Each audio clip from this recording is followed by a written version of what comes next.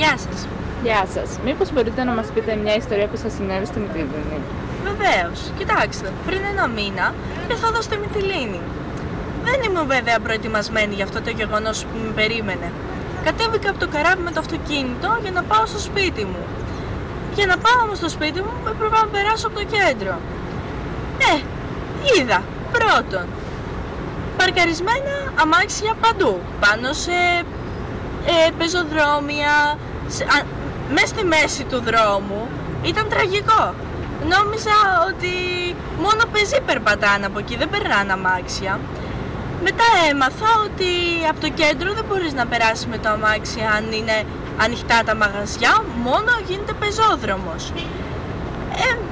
Τέλος πάντων πήγα με το αυτοκίνητο, στο πρώτο στενό μου πετάγεται ένα μηχανάκι χωρίς να βλέπει stop, χωρίς να βλέπει τίποτα.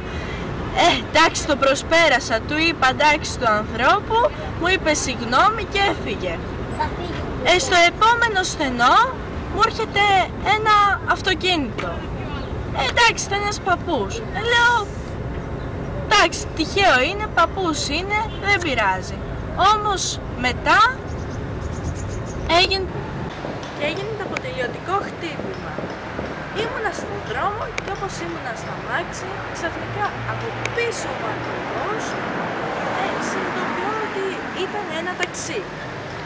Λέω, εντάξει, ταξιτζής. Όμως το ταξί όσο πήγαινε έρχονταν και πιο κοντά στα αμάξι.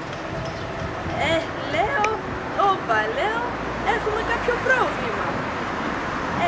Ξαφνικά άρχισε και κόλλαγε ακριβώς το ταξί πίσω από το αμάξι. Δεν ήξερα τι να κάνω. Δεξιά, αριστερά το ίδιο. Στο τέλος αναγκάστηκα κι εγώ από τα νεύρα μου και έκανα μια χειρονομία. Τότε το ταξί μου προσπέρασε και μου λέει ο ταξιτζής, αυτά να τα κάνεις στο χωριό σου. Τότε τσαντίστηκα κι εγώ και του λέω, δεν πειράζει, ήρθα να τα κάνω στο δικό